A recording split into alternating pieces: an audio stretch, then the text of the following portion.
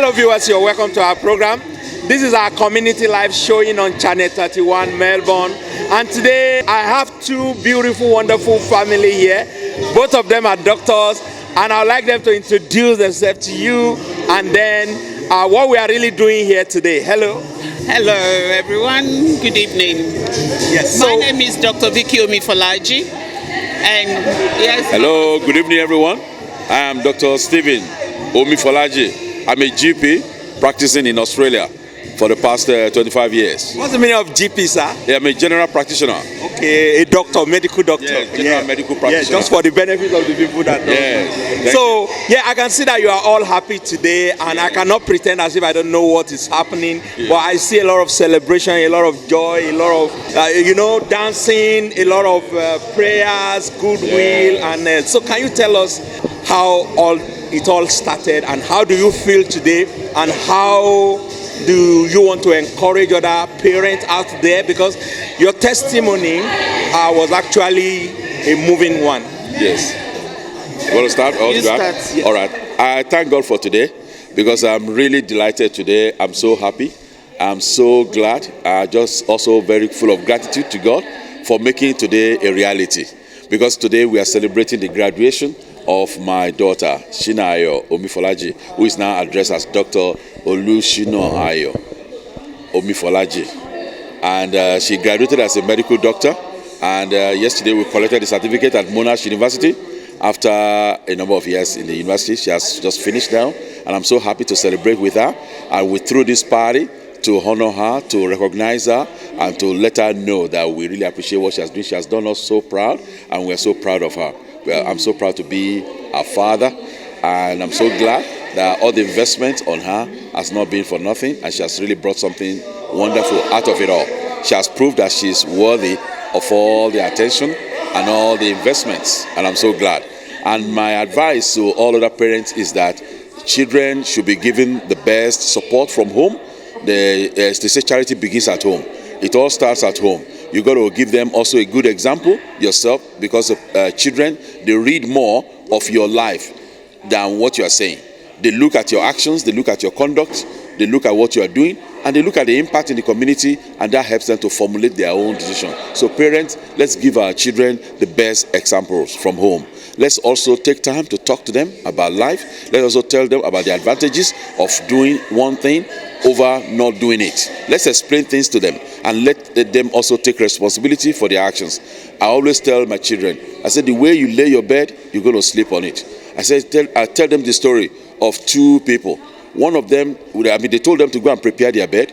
One of them was putting rocks, was putting grass and all that on his bed. And the other one was busy laying cotton wool, laying feathers, and laying clothes on the bed. Wow. And when it came to time for everybody to return to their bed to go and sleep, because these are separate rooms, the one that was been putting rock and everything on the bed couldn't sleep all night because it was so rocky, it was so bad. So whereas the one that actually padded it very well, put the pillow there, slept so well, enjoy. So everything that you do, let them take responsibility for their actions, and let them know there's also a consequence for anything they do. If you do good, you reap it. If you do the hard thing now, later on things become easier for you. If you select and be lazy and you want to do the easy thing now, later on it will be hard, because everybody has to do both the hard and the difficult. And it's better to do the hard first when you are young, so that later on it will be easier. And I think Shinaayo got the message. She decided to do the hard one, so that later on it will be easier for her. And I pray for her to get the best out of life. And I pray for all the young ones as well to get the right message, to get the right lesson from what is going on. You got to understand life and do the right thing at the right time. God bless you. Thank you, doctor, father of a doctor. Thank you so much. And mother of the doctor. Yes, doctor. Yes. So, Stephen had said it all, but I just would like to also add to it all that it's very important for a parent to be the parent. Yes. All right. Yes, you can be friends with your children, but remember you are a parent first. Yes. And do the job of parenting. When you have to be, hard, harsh, and be very firm. Be firm. Okay? And when you've got to, slow down. But we make it a point to use every opportunity to train them, to talk to them, to encourage them. And just like what Stephen said before, we could have been saying whatever. It's not about what we've been saying. It's more about what we also do, what they watch us do. That we're not lazy, we work hard, and we still make a point to be there for them and to support them. So for parents out there, especially for diaspora parents, parenting in this world, in this part of the world, it's important for us to be persistent. It's important for us to continue to do the job of parenting well. And some may be struggling because they don't know what to do. That's why professionals are out there to help them, to teach them, to, coach them, so that they can do it the better way. Yes. Yeah, actually, I think this is very important. It's so informative, and I believe a lot of parents will like this. Even me personally, I'm having a little bit, I'm finding it difficult at the moment to convince my son. My son is he's in Canada, he's 15, and it's like he wants to become a pilot. I said, why don't you become a medical doctor so that you can help a lot of people? He said, even if he's pilot, so there was a time I was saying, oh, Daniel, what if you fly the plane and plane crash? He said, oh, Daddy, you are too selfish. What about the people? So how can people, how did you get, were you able to, did you tell her what to do, or did she just, because this is another. Exactly. Yeah. We didn't tell her what to do. In fact, we try to avoid that one. But one thing we tell them to do is this: do the kind of job that will be able to support you so that you live comfortably. You come from a home where we've been providing things for you here and there. You've grown used to a certain level of taste, okay? Now, when you leave the home, if you don't want your standard of living to decline, look for a profession that you're going to do that will bring you very good reward so that your standard of living will still continue. Whatever you now do, that's your choice. It's not only medicine that can provide you with this standard of living, okay? You want to be an architect, and you think, yep, you can make it and design enough houses and make it, that's fine. You want to be a nurse and you think that nursing, go and look, we show them, go and find out each profession, how much do they earn? And what are the requirements to be in that position? Go and look at the newspapers. Look at who they are advertising for every day. Look at the most common position they're advertising for. How much would a person in that position earn? How much do you think you need to earn? When they ask me about how much I'm earning, I'm not ashamed, I'm not shy to tell them, this is how much I earn. Okay? Now, if you can get any other profession where you can earn something similar, that's fine. Business is another area. If you want to do business, that's all right. Go for that one. But you do know that 90% of businesses, they fail in the first 1 year. So it's good to have a qualification in a profession where if you are employed, you will be paid a salary that is decent enough for you to make a comfortable living. Okay? Now, on top of that, if you now want to do a business, go and do a business. If the business doesn't work out, you go and look for employment. So we call it a safety net. They always hear that word, safety net. We say, when you got something as a backup, because sometimes business don't work. And they also experience it even with me. There was a time when I was doing my business and the clinic and the COVID came and things went downhill. They saw that. What did I do? I back up again. I took a job in the clinic. And I started handing a salary. And I'm okay. I'm fine. And then when things cool and COVID was over, I came out again. I started another clinic again. And that clinic took off very well. I said, that's what I'm talking about. You should have a good qualification that can provide you with income to match the kind of standard of living that you want to live. So work is a means to an end. Always take time to educate your children. Do the kind of work that will provide you with the living standard that you want. If you want to live very low, maybe survive on 1,500 a month, that's fine. That's your choice. But you know that level of living where to take it to in Australia today.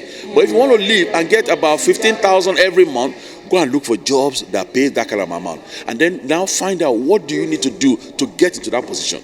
And then whatever you now need as a kind of support, we are ready to provide you. Go and make your choice. Exactly. She come back and said she wanted to study medicine. Why you don't want to study medicine? Don't study medicine because I studied medicine. Because I studied medicine because that was my chance when I was growing up. So she came up with the idea. And then I said, well, it's demanding. Don't forget, I'm not the one that told you to go and study it. Because when the going gets tough, don't say it's daddy that pushed you to this thing. I did it. I'm not asking you to do it. But she said no. Everywhere she goes, they'll be asking her, are you Dr. Omifolaji's daughter?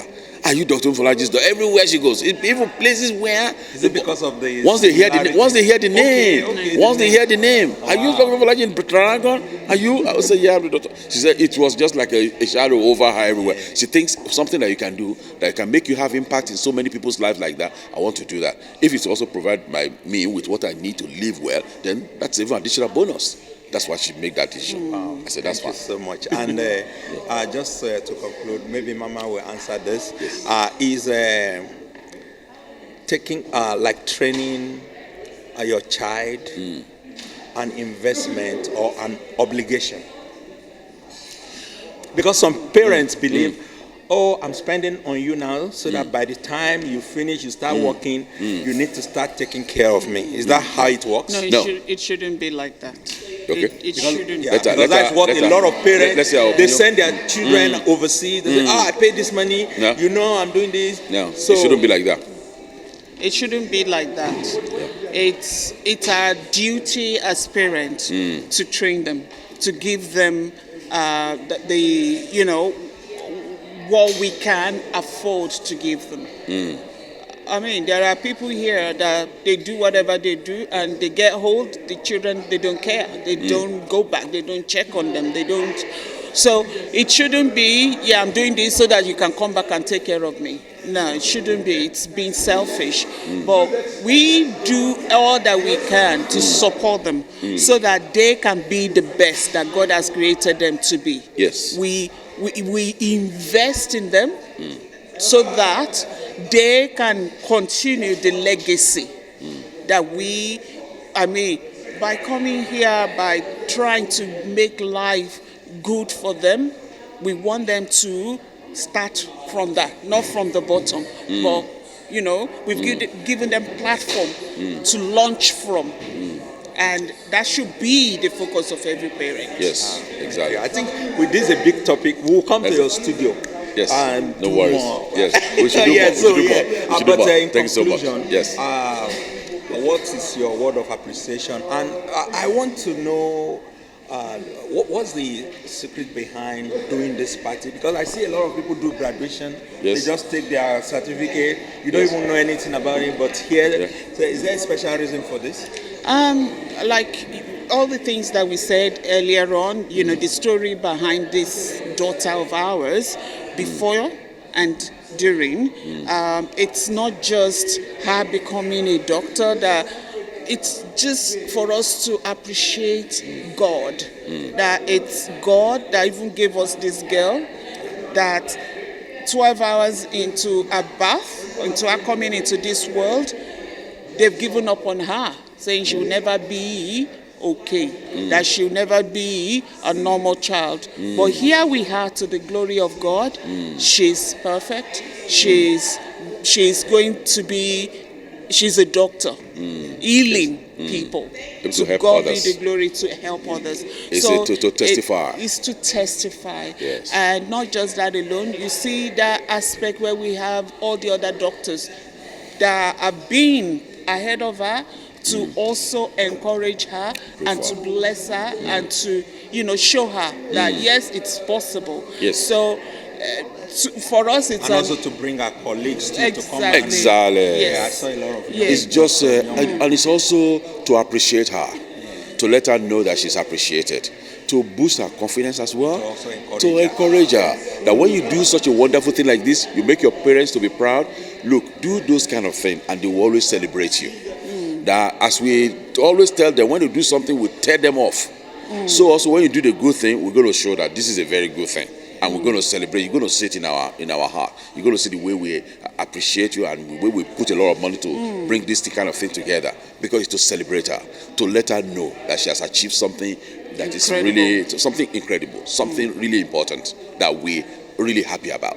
So That is you T'Challa. just, in conclusion, Mom, Yes. I know Mommy has a program. Is it both of you a program about parenting now? There's a program going. That's the one that I've just started. It's Yes. all about diaspora parenting. parents, yes. I do have a lot of immigrants that do come to talk to me about their struggles with their children. And I thought that it would be a platform to encourage parents on how to do it and do it well. To God be the glory. We have 3 wonderful young adults that God has helped us to raise. They've all graduated in our home. They all know since they were little that you must go to university. We are not negotiating on that. Non-negotiable. You got to do it. Okay, whether you want to or you're not. Do it. Do the first degree, And after that, then if you don't want to go ahead, then that's fine. do anything you want to have. Because, like he said, safety net first. Okay, wherever you go, we want you to be able to stand with your head upright. Exactly. So that is something that we discuss in our home since they were little. We've already discussed that. Yeah, and these are our expectations. Exactly. These are our expectation. Please So, do this, and we'll support you to do it. And we do. We hold on our own side of the promise. We support them. Yeah. And we're happy they all did it. They all did. They all did it. Yeah. And then, So the program is called Racing Roots because we know how important root is for the growth of a plant. If it's dry and it's cracked and nothing is going to happen. So it's Racing Roots and it's all about diaspora parenting. We know children that have been taken away from their parents, immigrant parents. We know about immigrants that are struggling with, how to raise their children in a place like this. So Racing Roots is a program coming to you. Thank you so much. thank you so much. Thank you for having Thank you us. so much. Yes. It's been a pleasure. And thank you Yeah. very much for coming. Yeah, thank you, man. God Eshe Goma. bless you. Yeah, viewers, we shall show you a glimpse of what has happened at the venue of the graduation. My name remains Adeni Ekine, and this is our community live showing on Channel 31, the largest community TV in Australia, Melbourne. Don't blink your eyes. Hello viewers, welcome back to our Community Lives Channel 31. Our community lives, events, people, places, multicultural, sports, news, peace promotion, security, religious activities, children programs, human rights, asylum seekers and refugees, politics, health, African culture, entertainment, education, Australian culture, and lots more. Our community lives, produced, directed, and hosted by Adeni Ekine. Our community lives, #1 African Australian multicultural and human rights program, only on this station.